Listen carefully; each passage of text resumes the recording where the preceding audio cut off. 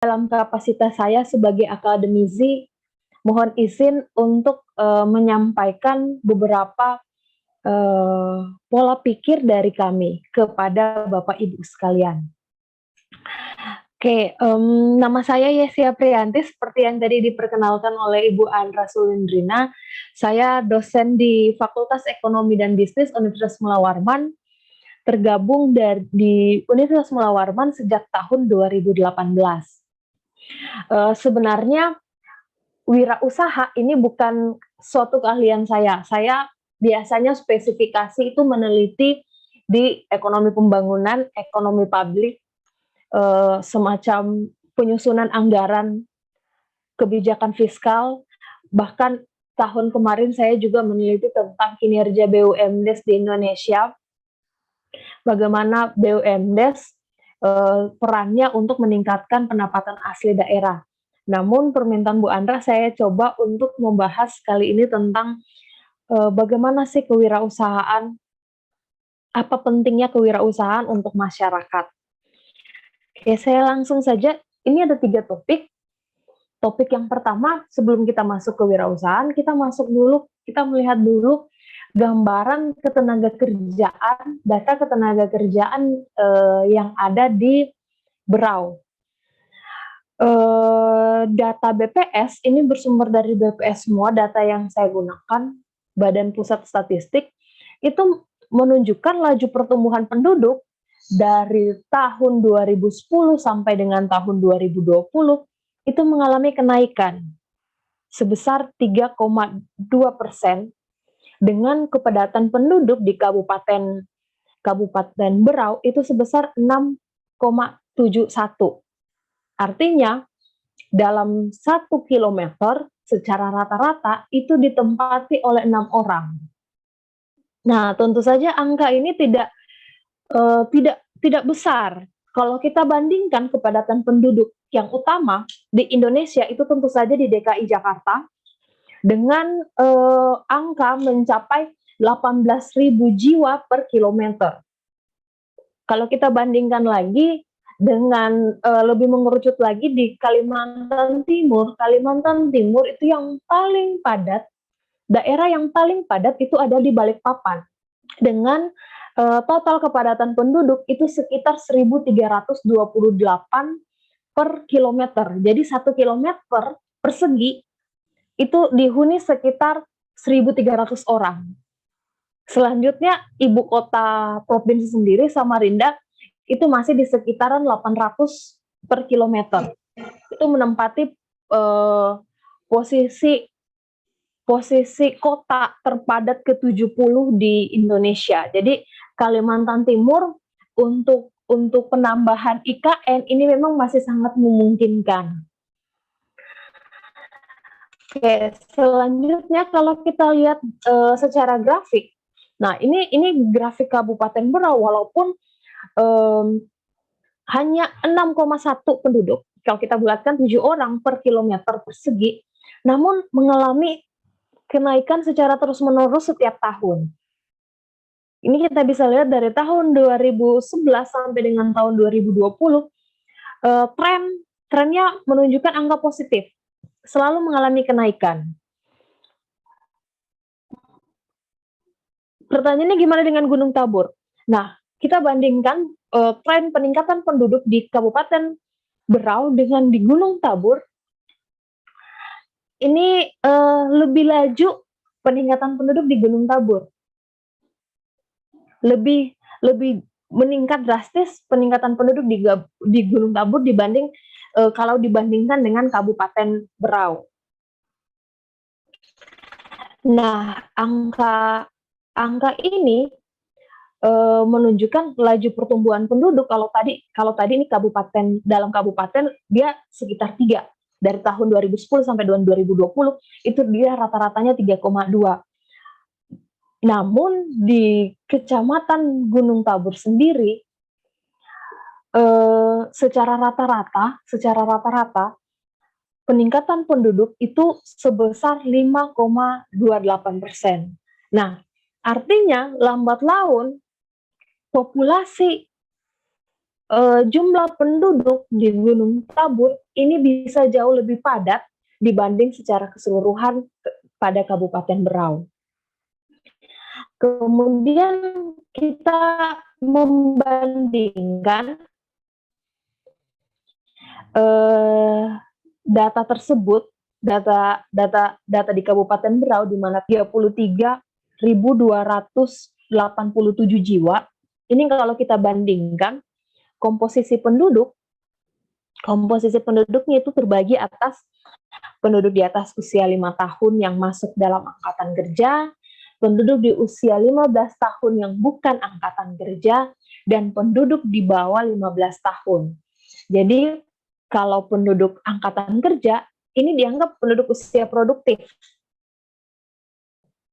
Kalau yang bukan angkatan kerja, ini dianggap penduduk yang sudah memasuki masa pensiun, di mana BPS mengkategorikan penduduk angkatan kerja adalah penduduk usia 15 tahun sampai dengan 65 tahun. Sedangkan penduduk di atas 65 tahun sudah masuk komposisi yang kedua, bukan angkatan kerja lagi. Nah, kita lihat struktur kependudukan di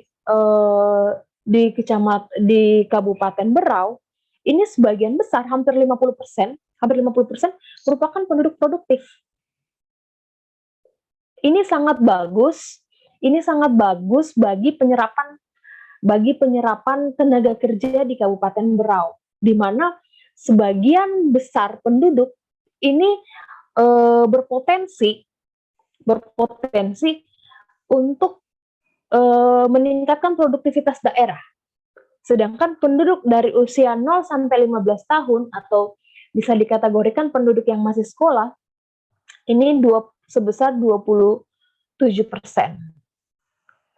Kalau dari sisi ekonomis, penduduk usia produktif ini dikatakan penduduk yang akan menanggung beban konsumsi dari penduduk di bawah 15 tahun. Jadi penduduk produktif ini dianggap sebagai motor penggerak dari kebutuhan keluarga tersebut.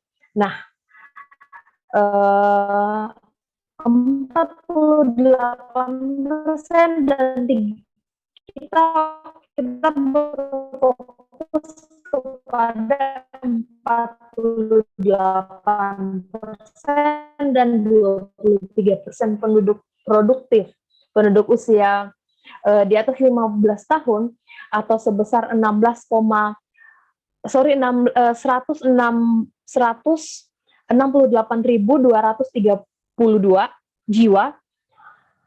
Ini ternyata tersebar lagi kerja yang atas tadi ini, yang 11 tersebar di bekerja dan tidak bekerja.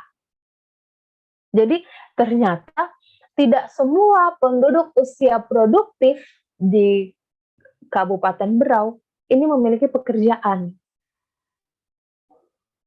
Oke, jadi penduduk usia produktif yang bekerja di Kabupaten Berau itu hanya sebesar 46,33% yang bekerja. Sisanya berdasarkan kategori data dari Berau ini tidak bekerja. Nah, kalau saya bawa lagi ke teori ekonominya, angka ini masih relatif rendah karena 50 di atas 50%, artinya penduduk di atas 50% itu belum bekerja. Oke, penduduk 50% dari penduduk di Kabupaten Berau ini berstatus belum bekerja. Nah, coba kita lihat yang 100 ribuan ini, dia bekerjanya di bidang apa? Data dari BPS, sekali lagi saya menggunakan data dari BPS, ini menunjukkan sebaran penduduk yang bekerja itu sebagian besar bekerja sebagai buruh, karyawan, atau pegawai. Jadi dari 10 dari 107.000 tadi, 42%-nya itu bekerja sebagai buruh, karyawan, dan pegawai. Nah, kategori buruh, karyawan, dan pegawai ini adalah kategori orang yang bekerja pada sektor swasta ditambah dengan sektor pemerintahan. Orang yang bekerja pada sektor swasta ditambah dengan sektor pemerintahan. Kemudian sebaran tertinggi lainnya itu adalah orang yang berwirausaha. Dia memiliki usaha sendiri. Jadi sektor UMKM, sektor wirausaha di Kabupaten Berau ini ternyata tidak ketinggalan. Ini ternyata memiliki potensi karena hampir 30% dari penduduk yang bekerja ini ternyata memiliki usaha. Ini ternyata memiliki usaha. Selanjutnya 11,23% penduduk di Kabupaten Berau ini berusaha dibantu buruh tidak tetap atau buruh tidak dibayar. Jadi sebagai kalau istilahnya buruh lepas tanpa ikatan kontrak tahunan. Nah, kemudian ada lagi berusaha dibantu buruh tetap atau buruh dibayar, itu sekitar 2,84%. Kemudian pekerja bebas sebesar 5%, 5,2%, dan pekerja keluarga atau tidak dibayar. Jadi dia bekerja pada keluarganya sendiri. Misalnya suaminya ini punya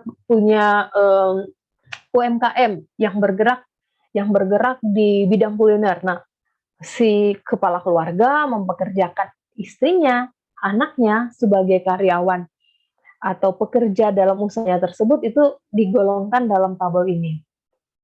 Pekerja keluarga tidak dibayar itu sebesar 8,42% atau sebesar 9.066 jiwa. Kalau memperhatikan angka ini sekilas kondisinya kondisi pekerja dalam Kabupaten Berau ini baik-baik saja. Namun kalau kita mengingat data perkembangan penduduk yang saya sampaikan di awal, akan semakin banyak penduduk di Kabupaten Berau. Jadi akan terjadi penambahan penduduk di Kabupaten Berau. Sedangkan kalau kita cermati, terutama yang mau masuk ke dalam sektor pemerintahan, biasa kita sebut dengan ASN. Sektor pemerintahan ini memiliki tingkat penawaran tenaga kerja yang cenderung lambat. Jadi rekrutmen yang dilakukan oleh pemerintah, rekrutmen yang dilakukan oleh sektor swasta ini akan cenderung lambat jika dibandingkan dengan permintaan tenaga kerja. Permintaan tenaga kerja itu apa? Permintaan tenaga kerja kita sebagai masyarakat menginginkan pekerjaan, maka kita masuk ke dalam pasar tenaga kerja. Posisi masyarakat sebagai peminta dari pekerjaan itu sendiri. Jadi penawaran tenaga kerja ini cenderung akan lebih lambat dibanding dengan permintaan tenaga kerja. Nah, adanya fenomena seperti ini, inilah yang menyebabkan kenapa kita perlu meningkatkan berusaha sendiri. Kenapa kita perlu meningkatkan wirausaha dibanding kita menjadi buruh, karyawan, dan pegawai. Oke, jadi dari data gambaran umum Kabupaten Berau tentang ketenaga kerjaan, di sini akan terjadi gap antara penawaran tenaga kerja yang lambat dibandingkan dengan permintaan tenaga kerja yang relatif tinggi. Kondisi ini tentu saja tidak hanya terjadi di Kabupaten Berau, Kondisi ini merupakan kondisi yang terjadi secara umum. Oke, kemudian, kalau kita mau wirausaha, harusnya kita mempelajari apa sih manfaat dari wirausaha itu sendiri. Jadi, wirausaha atau bekerja sendiri, secara secara umum dikatakan kita menciptakan lapangan pekerjaan. Kita menciptakan lapangan pekerjaan. Saya biasa memotivasi mahasiswa saya agar bisa menjadi bos atas diri sendiri. Nah, bagaimana caranya menjadi bos atas diri sendiri? Yaitu dengan berwirausaha. Selain kita bisa menjadi bos bagi diri sendiri, ada, beberapa manfaat lainnya. Misalnya manfaat secara sosial dari wirausahawan. Yang pertama pertumbuhan ekonomi. Jadi wirausaha ini akan meningkatkan pertumbuhan ekonomi, di mana daerah, eee, kebutuhan kebutuhan penciptaan lowongan pekerjaan di daerah ini akan tercipta dengan adanya orang yang berwirausaha, orang yang membuka usahanya sendiri. Di mana semakin banyak wirausaha, semakin bertumbuh UMKM, semakin bertumbuh, usaha kita, akan semakin banyak orang yang bekerja. Akan semakin banyak orang yang bekerja. Akan semakin banyak orang yang bekerja, ini dapat menciptakan pertumbuhan ekonomi wilayah. Selanjutnya, manfaat dari wirausaha itu sendiri juga meningkatkan produktivitas. Meningkatkan produktivitas ini erat kaitannya dengan peningkatan potensi daerah. Saya ambil contoh yang seperti Bu Andra sampaikan,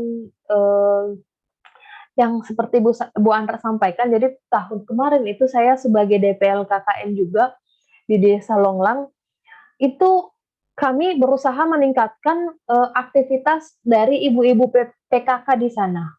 Jadi ternyata potensi wilayah di Longlang itu dia punya, buah kedondong yang selama ini tidak dilirik oleh masyarakat.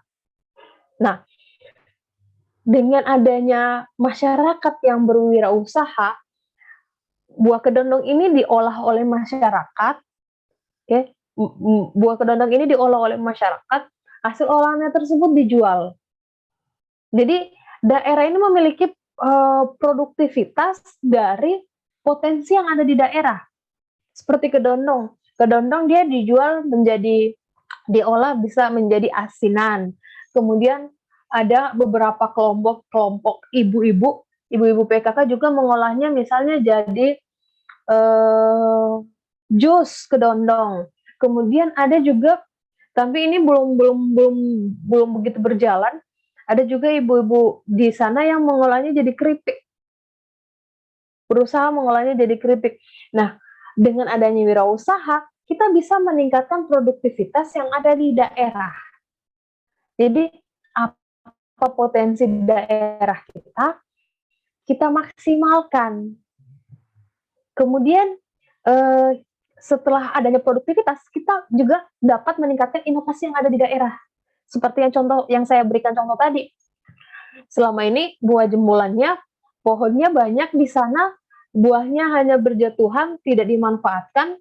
Dengan adanya wirausaha, kita bisa membuat inovasi dari buah yang tidak memiliki manfaat menjadi buah, menjadi jajanan, menjadi makanan yang dapat dinikmati semua pihak.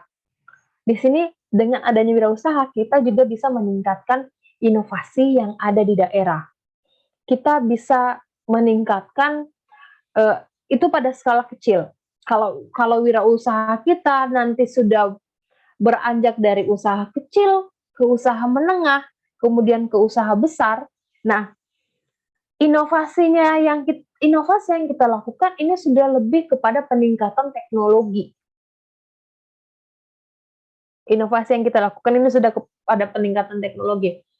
Contoh kasus lainnya misalnya peningkatan inovasi ini seperti di Samarinda.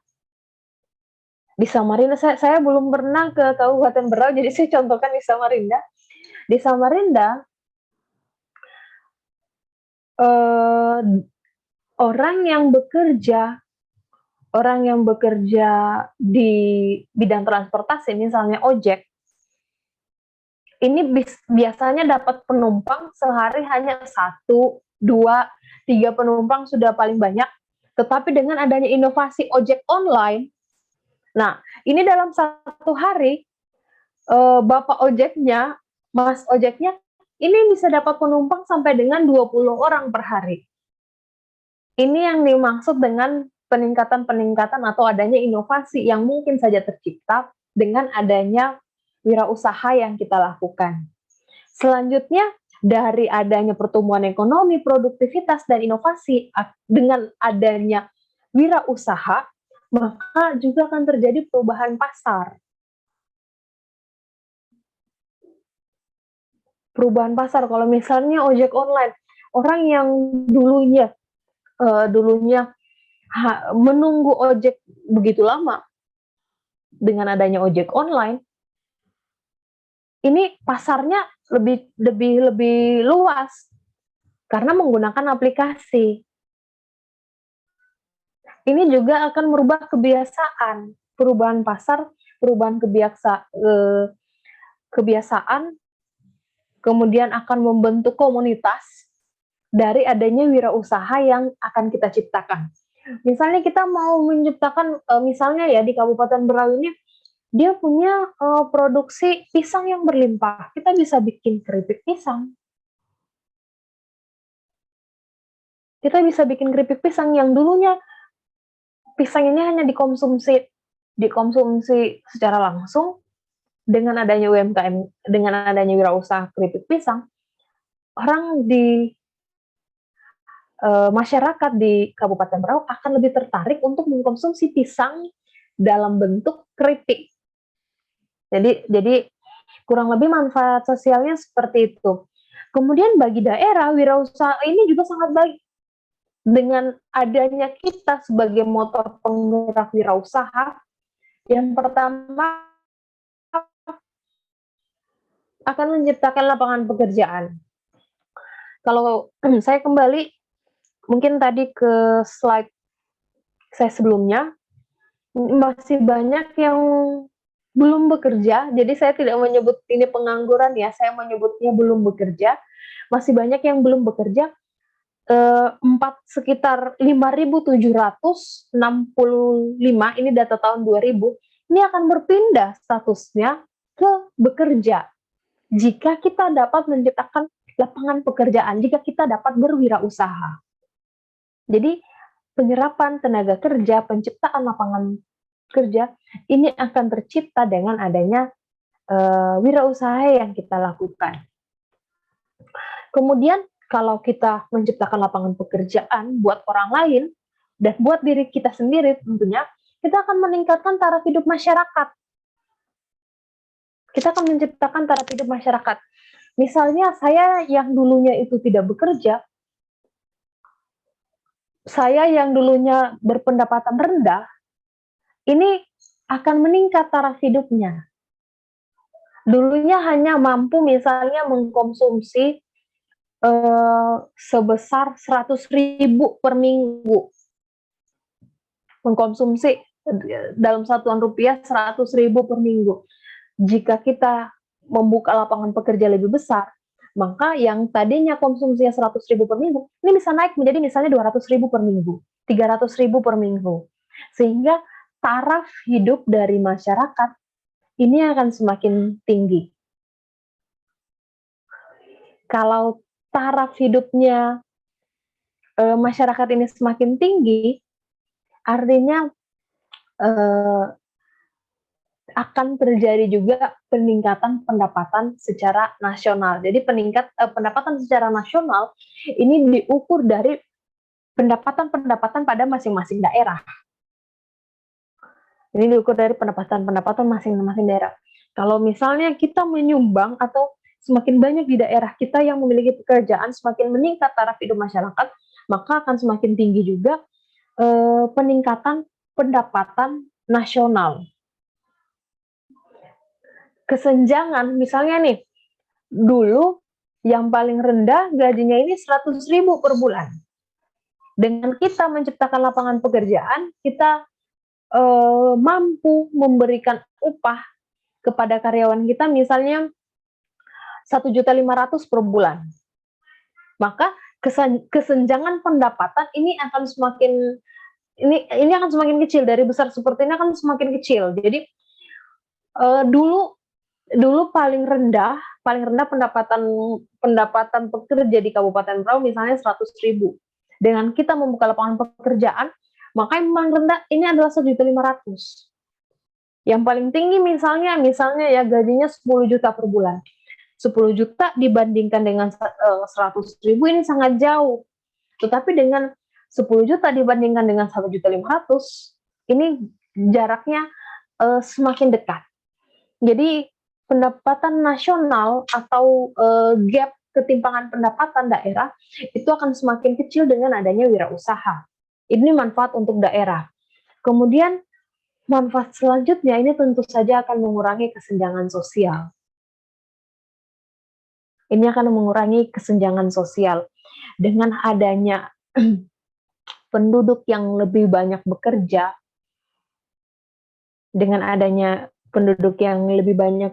penduduk akan semakin mandiri. Penduduk masyarakat akan mampu membeli kebutuhannya secara mandiri.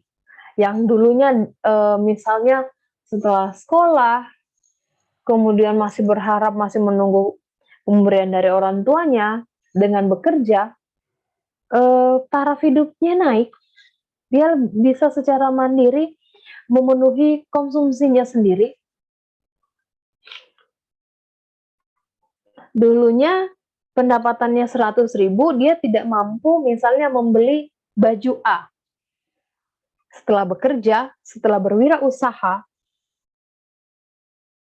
seseorang akan mampu misalnya membeli baju merek A.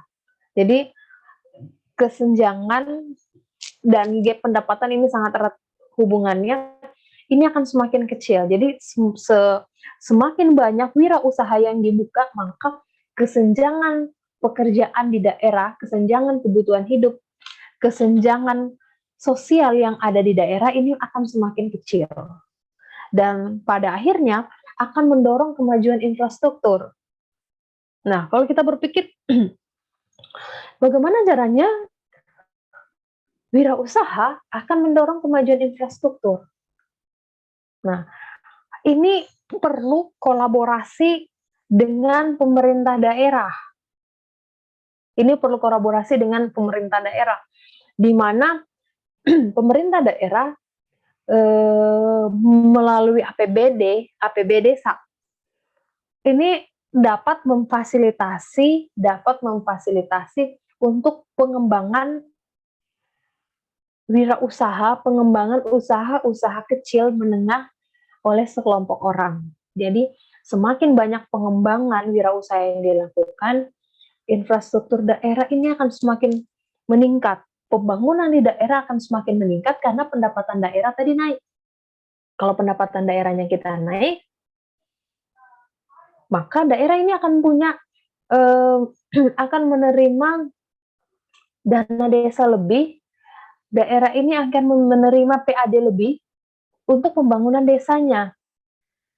Contoh sederhananya, misalnya saya pernah tahun ini itu memiliki kegiatan pengembangan UMKM di Kota Bontang.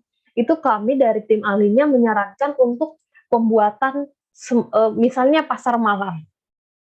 Jadi atau kita biasa tidak asing dengan pasar Ramadan. Jadi setiap hari Ramadan UMKM ini dikumpulkan dari berbagai macam, kemudian diberikan satu wadah, satu tempat untuk tempat berjualan.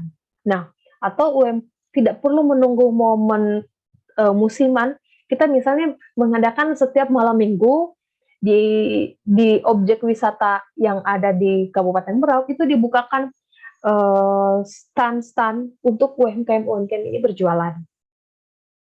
Semakin baik peningkatan wirausaha yang ada di daerah, akan semakin baik juga peningkatan atau pengembangan daerah. Oke, saya lanjut. Nah, apa manfaat wirausaha bagi diri sendiri? Apa manfaat wirausaha bagi diri sendiri? Seperti yang tadi saya sampaikan di awal, kita bisa menjadi bos dengan berwirausaha. Kita bisa memaksimalkan kemampuan yang ada di diri kita. Kita bisa memaksimalkan potensi yang ada di diri kita. Oke, jadi peningkatan kapasitas diri ini akan terjadi juga dengan proses pembelajaran dari UMKM atau dengan usaha yang kita lakukan. Kemudian dengan adanya UMKM, relasi atau hubungan atau link keterkaitan kita dan orang lain ini akan bertambah. Akan terjadi kolaborasi. Misalnya Ibu Andra mau membuat usaha warung makan. Misalnya Bu Andra ini mau membuat usaha warung makan. Bu Andra ini akan berkolaborasi dengan misalnya warung makan A. Warung makan A ini dia menyediakan apa? Warung makan B ini menyediakan apa? Kemudian bahan bakunya dari mana? Nah, hal-hal seperti ini itu akan tercipta sendiri, akan tercipta pada saat kita membuat wirausaha. Jadi relasi kita ini akan bertambah. Orang bukan hanya relasi antar wirausaha dengan wirausaha, tetapi juga relasi antara wirausaha atau pemilik toko atau pekerja di toko dengan customer-nya, dengan orang yang menikmati makanan di warung makan Bu Andra misalnya. Jadi relasi dengan adanya wirausaha, segala macam masyarakat dari lapisan masyarakat ini akan datang ke tempat kita, akan terjadi obrolan di sana, itu yang akan membentuk relasi. Kalau mereka nyaman dengan tempat kita, mereka akan kembali lagi. Nah, akan tercipta relasi dengan adanya kegiatan wirausaha. Kemudian kita akan lebih memahami bagaimana perkembangan teknologi yang terjadi. Misalnya tadi dengan adanya ojek online. Dengan adanya ojek online, kita paham nih yang dulunya kita nggak tahu nih gimana sih caranya pesan ojek, harus menunggu lama. Dengan adanya ojek online, ini perkembangan teknologi akan semakin diterima oleh berbagai lapisan masyarakat. Perkembangan teknologi, dengan adanya perkembangan teknologi, dari kita yang hanya menikmati pisang secara utuh, sekarang kita bisa menikmati keripik pisang dari berbagai macam kemasan, dari berbagai macam rasa. Misalnya keripik pisang bukan hanya pisang rasa original, kita juga bisa menikmati keripik pisang rasa karamel misalnya, kita bisa menikmati pisang dengan rasa coklat, dengan rasa keju. Jadi akan terjadi pengembangan teknologi yang kita motori, kita penggeraknya. Kemudian kita akan belajar dari kegagalan, di mana kegagalan ini akan memotivasi, akan membuat kita lebih berkembang. Saya tidak menjelek-jelekan kalau kita bekerja dengan orang, tapi kalau misalnya kita bekerja dalam suatu perusahaan, kita melakukan kesalahan, yang pertama yang akan kita temui adalah, mohon maaf ya, kita mungkin dimarahi oleh atasan. Itu yang paling umum terjadi, kita akan dimarahi oleh atasan. Berbeda halnya jika kita memiliki wirausaha. Pada saat kita secara tidak sengaja melakukan kesalahan atau adanya kegagalan yang terjadi, itu kita itu menjadikan pembelajaran untuk lebih mengembangkan diri lagi. Oh ternyata kalau buat keripik, oh ternyata kalau mau buat keripik pisang ini pisangnya harus dijemur dulu. Kalau nggak dijemur dulu, dia nggak tahan lama. Oh ternyata mencampur bumbunya ini jangan sampai tunggu pisangnya kering dulu digoreng. Nah, pembelajaran-pembelajaran ini, ilmu-ilmu ini, itu akan menjadi pembelajaran untuk kita mengembangkan diri kita, mengembangkan produk kita, dan mengembangkan UMKM atau bisnis kita. Jadi dari kegagalan ini menjadi pembelajaran. Kalau kita bekerja dengan orang lain, dari kegagalan, dari kesalahan, ini akan menjadi teguran oleh misalnya pimpinan kita. Kemudian dengan adanya wirausaha, kita akan lebih mengenal selera masa kini. Kita akan tahu apa sih yang dibutuhkan oleh orang. Kita akan tahu sekarang ini trennya apa. Kita akan mencari tahu itu. Jadi seperti yang tadi saya sampaikan, misalnya kita mau buat keripik pisang. Karena di Kabupaten Berau, di Desa Maluang ini, dia punya potensi dari tanaman pisang, dari buah pisang. Yang selama ini pisangnya ini hanya dijual ke pasar, harganya harganya kalau dijual ke pasar mungkin 15.000. Harganya kalau dijual ke pasar mungkin 15.000. Kalau kita olah satu biji pisangnya itu mungkin bisa seharga 15.000 kalau dalam bentuk keripik. Jadi kita bayangkan satu apa sih namanya itu? Satu apa namanya Bu Andra? Ya? Satu tundun. Di saya enggak kedengaran. Satu gantung pisang kalau kita beli ke pasar itu misalnya isinya sekitar 15 dikali 15 itu kita sudah dapat untuk sekitar 300.000 dari usaha pisang tersebut. Jadi kita kenal selera masa kini. Kita awalnya menjual keripik pisang rasa original atau rasa manis, rasa karamel. Oh masyarakat ini ternyata lebih suka rasa coklat. Kita buat inovasi dengan rasa coklat. Itu akan lebih diterima oleh masyarakat. Oh ternyata masyarakat ini sukanya dalam kemasan yang lebih praktis. Maka pisangnya kita buat dalam kemasan plastik yang lebih praktis. Seiring dengan perkembangan usaha kita, ternyata konsumen ini lebih melirik ke kemasan yang ada flipnya. Jadi dia bisa ditutup kembali. Kalau tidak habis dikonsumsi sekali, dia bisa ditutup kembali. Nah, kita bisa membuat inovasi seperti itu. Jadi kita akan lebih mengenal selera masa kini. Atau misalnya yang sebenarnya 2 UMKM paling keren itu adalah di dunia kuliner dan di dunia fashion. Di dunia kuliner dan di dunia fashion. Nah, kalau di dunia fashion ini kita menyetok misalnya pakaian ini, kita akan tahu, oh ternyata yang lagi tren ini pakaian dengan jenis A. Nah, kita akan membawa tren-tren itu masuk ke desa kita, ke kecamatan kita, ke kabupaten kita. Kita akan membawa tren-tren itu masuk. Kita akan kita akan lebih mengenal selera masa kini yang kita tahu, kemudian kita sampaikan ke customer kita. Yang kita tahu kemudian dinikmati oleh customer kita. Jadi akan lebih cepat nih perkembangan yang terjadi di Kabupaten Berau. Akan lebih cepat perkembangan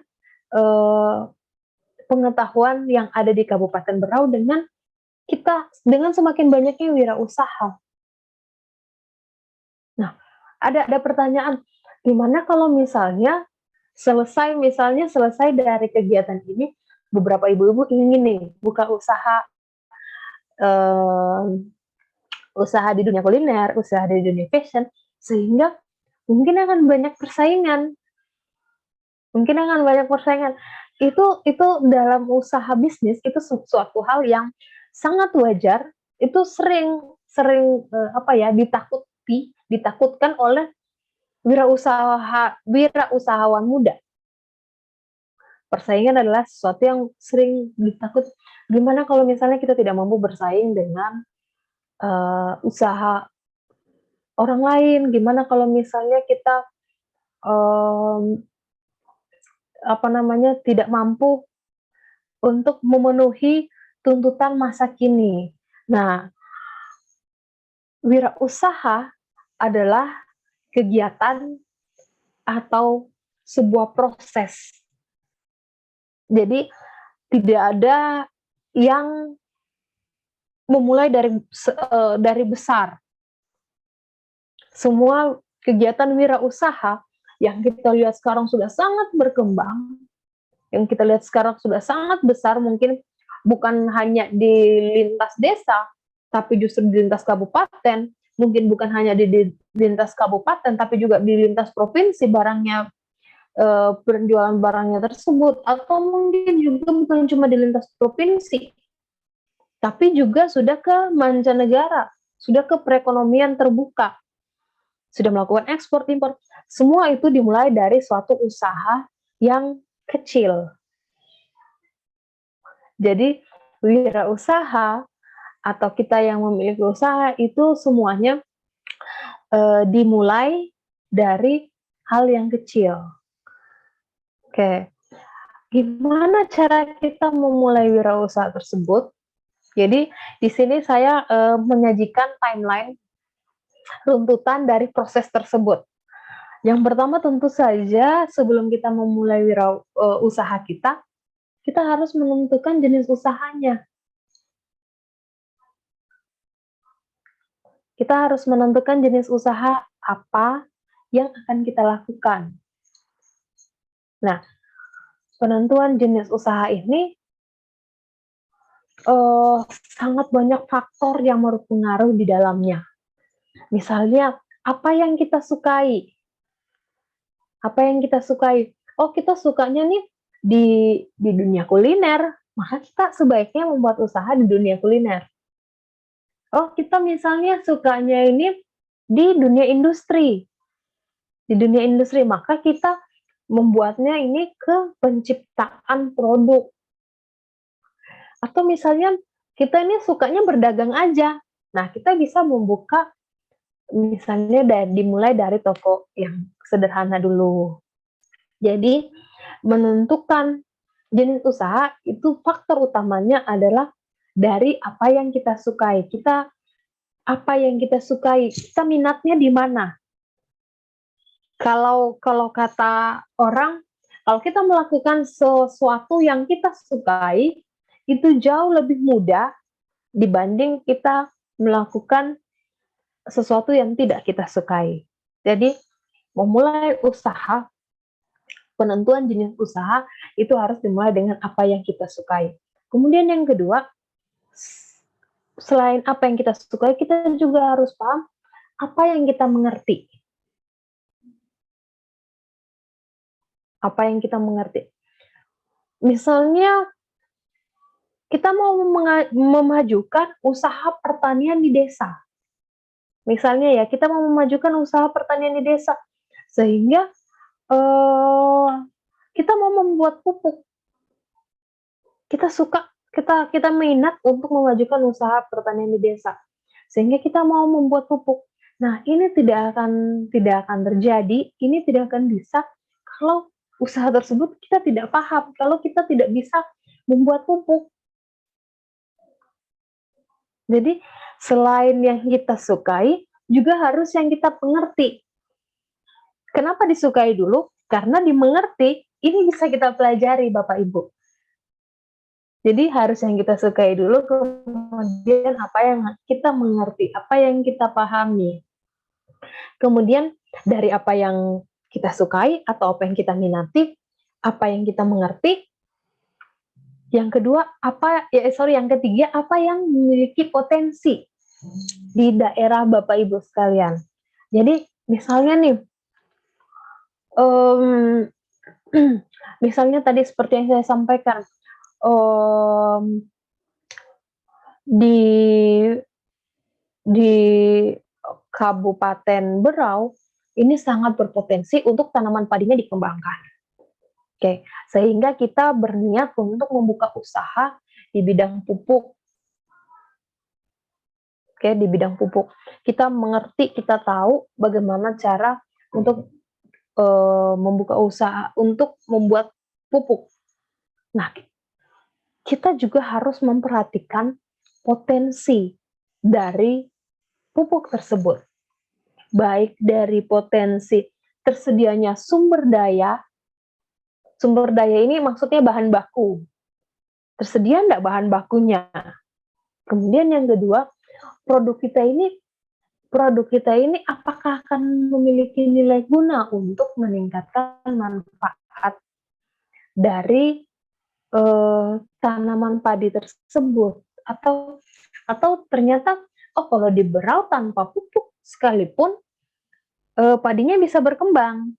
Nah, itu akan jadi tantangan. Tapi kalau misalnya, oh tanah di Kabupaten Berau ini harus butuh pupuk, karena kalau dipupuk, itu padinya justru jadi lebih cepat berkembangnya. Maka ini, eee, menuntaskan ketiga syarat dari penentuan jenis usaha tadi. Kita sukai, kita mengerti, dan memiliki potensi.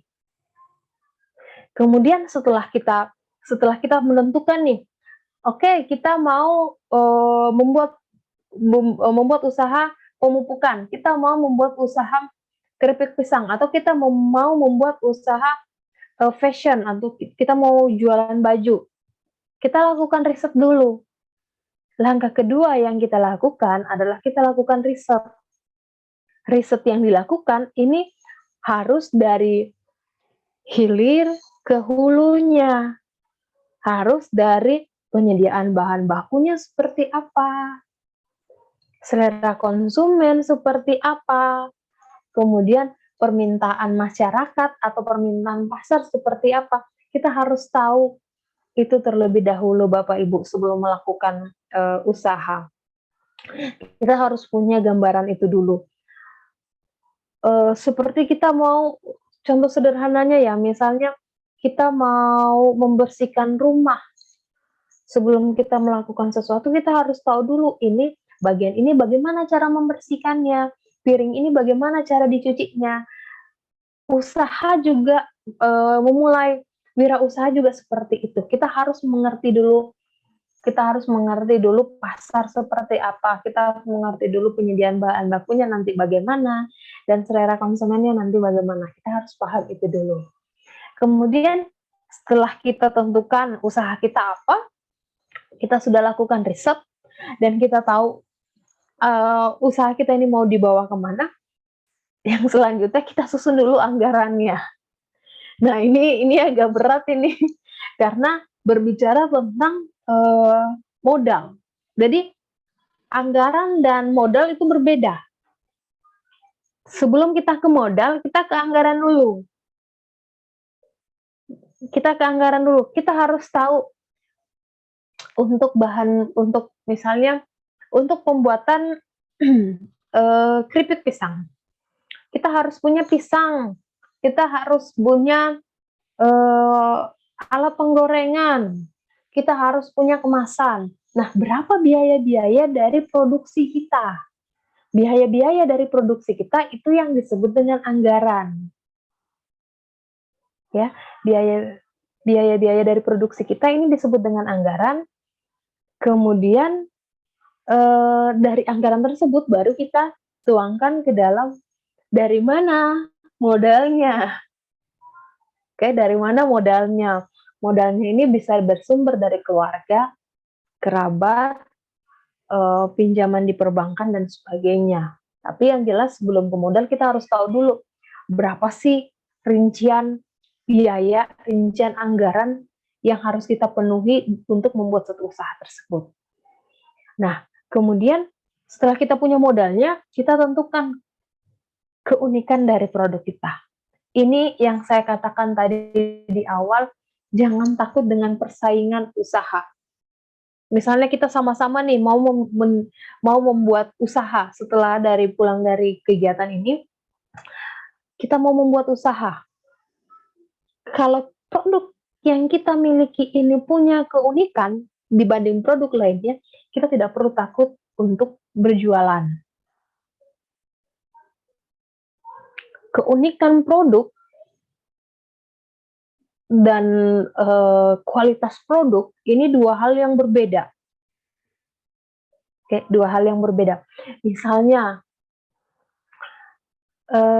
sama-sama keripik pisang, tapi kalau keripik pisang buatan kita membuat dari keju asin, karena hasil riset yang kita lakukan, masyarakat di Kabupaten Berau, konsumen ini lebih suka keju asin dibanding keju manis. Maka produk kita akan terus dicari.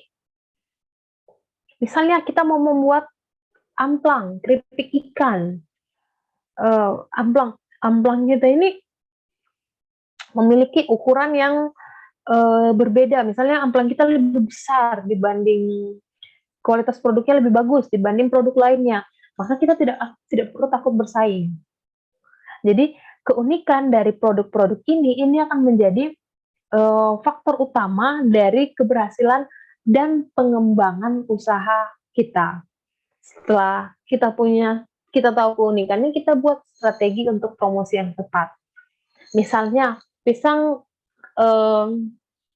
dengan rasa keju manis yang bidang ini keripik ini disukai oleh penduduk di desa A, maka kita menjualnya ke desa A.